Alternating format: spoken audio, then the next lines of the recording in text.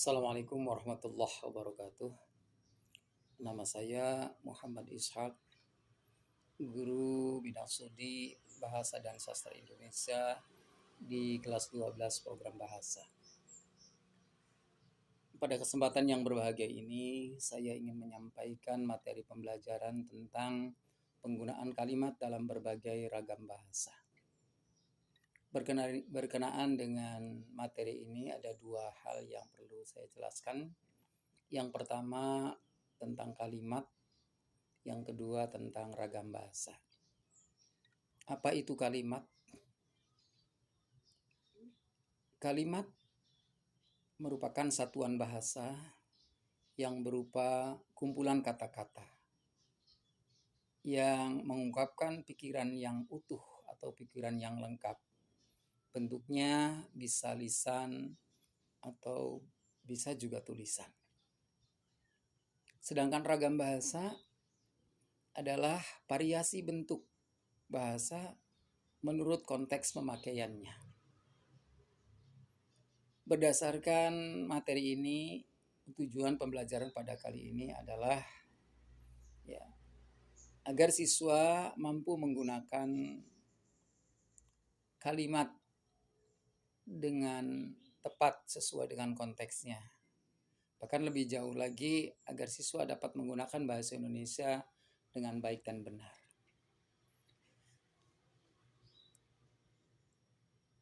Ragam bahasa tentunya ada bermacam-macam.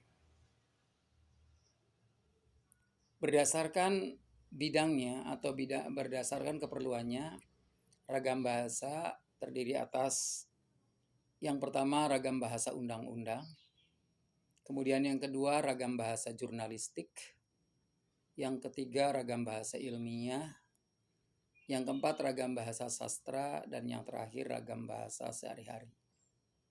Tentunya dari ragam-ragam bahasa ini kalimat yang digunakan berbeda. Misalnya di dalam ragam bahasa undang-undang, kalimat yang digunakan adalah kalimat yang kaku, kalimat yang singkat, kalimat yang perlu penafsiran atau penjelasan-penjelasan berikutnya. Berbeda dengan ragam bahasa jurnalistik. Ragam jurnalistik tentu kalimat-kalimat yang digunakan harus kalimat-kalimat yang mudah dipahami.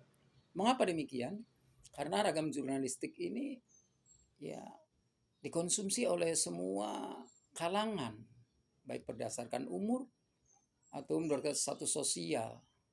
Dari kalangan umur misalnya remaja, orang tua, dewasa, dan lain sebagainya. Kemudian dari status sosial, masyarakat terdidik atau masyarakat bukan terdidik, ataupun masyarakat miskin, masyarakat kaya, dan lain sebagainya. Mereka mengonsumsi jurnalistik atau surat surat kabar, sehingga dari semua kalangan ini mampu memahami kalimat-kalimat dalam jurnalistik. Kemudian ragam bahasa ilmiah. Ragam bahasa ilmiah ini adalah tentu penggunaan kalimatnya adalah menggunakan kalimat baku. Apa sih kalimat baku? Kalimat baku adalah kalimat yang baik penulisan maupun pengucapannya sesuai dengan standar kebahasaan. Kebakuan ini tentunya dipengaruhi atau ciri-ciri dari kebakuan ini tentunya yang pertama tidak dipengaruhi oleh bahasa daerah. Karena memang bahasa daerah itu ataupun yang sangat mempengaruhi bahasa Indonesia. Konon bahasa Indonesia itu kan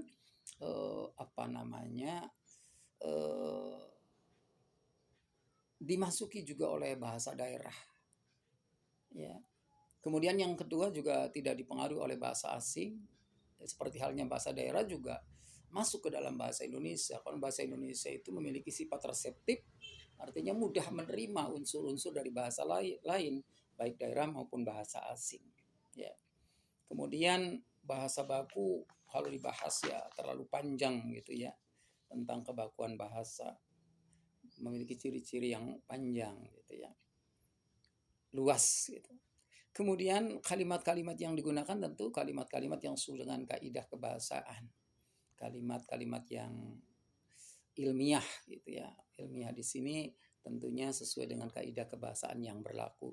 Kemudian ragam bahasa sastra tentu kalimat yang digunakannya juga berbeda. Kalimat-kalimat di dalam sastra tentu kalimat-kalimat bukan hanya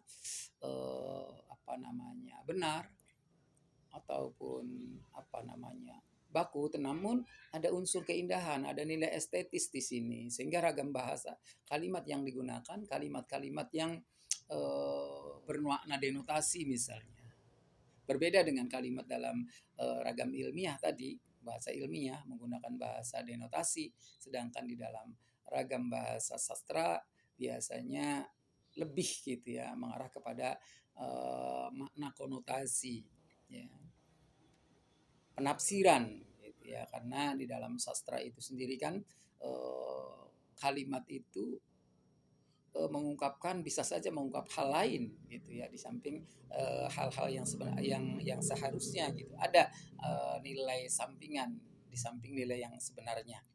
Kemudian ragam bahasa sehari-hari tentu kalimat-kalimat yang digunakan disesuaikan dengan konteks kita berbicara, dengan siapa kita berbicara, kapan dan di mana kita berbicara, sehingga bahasanya pun kadang-kadang kita menggunakan ragam kalimat tidak baku, kalimat yang tidak harus sesuai dengan kaidah kebahasaan yang berlaku.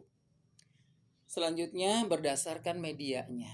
Ragam bahasa berdasarkan medianya terdiri atas ragam lisan dan ragam tulis. Nah, ragam lisan ini biasanya kalimat-kalimat yang digunakan juga kalimat yang sering mengabaikan kebakuan. Ya, karena di dalam ragam lisan ini, dalam berkomunikasi lisan, yang penting antara pembicara dan lawan pembicaranya saling mengerti, sehingga kadang-kadang kalimat yang digunakan juga kalimat yang tidak baku ya, misalnya kalimat itu tidak memperhatikan kelengkapan unsur kalimatnya ya, tidak lengkap, misalnya tidak ada subjeknya, tidak ada predikatnya, atau hanya ada subjek, ada predikat ya, namanya juga di dalam ragam lisan. Ragam lisan itu lebih mudah untuk memahami tutur karena memang secara langsung antara pembicara dan lawannya itu berhadapan langsung biasanya gitu ya. Misalnya dalam percakapan gitu ya, seseorang menanyakan kepada seseorang, di mana Andi? Di sekolah. Ada kalimat di sekolah. Ya, kalimat ini kan tidak lengkap, disebut kalimat minor, hanya berupa keterangan saja. Padahal kalimat yang lengkapnya, Andi sedang berada di sekolah. Seperti itu namanya kalimat lisan. Bahkan banyak hal lain, misalnya dari unsur-unsur itu memang tidak disebutkan. Yang lainnya ragam tulis.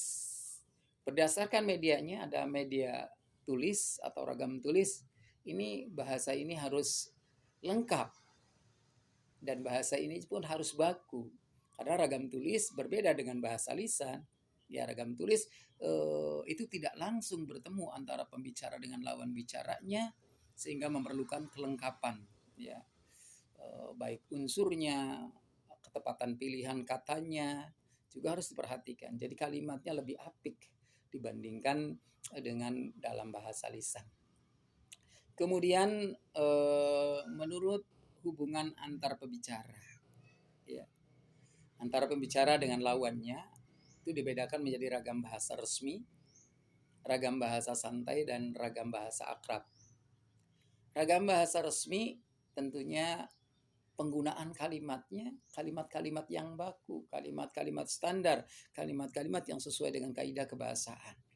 Ragam bahasa resmi tentunya digunakan dalam kegiatan-kegiatan resmi gitu ya.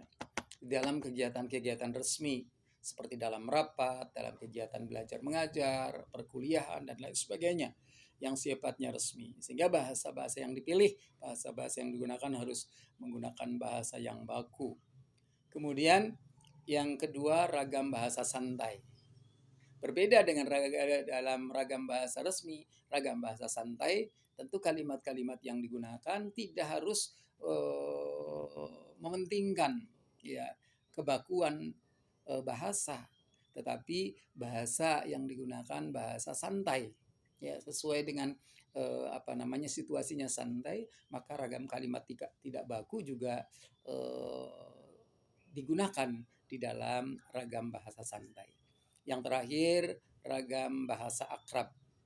Nah, untuk ragam bahasa akrab tentu kalimat-kalimat yang digunakan sesuai ya dengan situasi keakrabannya. Bahkan kadang-kadang keakraban itu kan lebih menonjolkan kedaerahan. Maka kalimat-kalimat yang digunakan atau bahasa yang digunakan juga menggunakan bahasa daerah. Ya.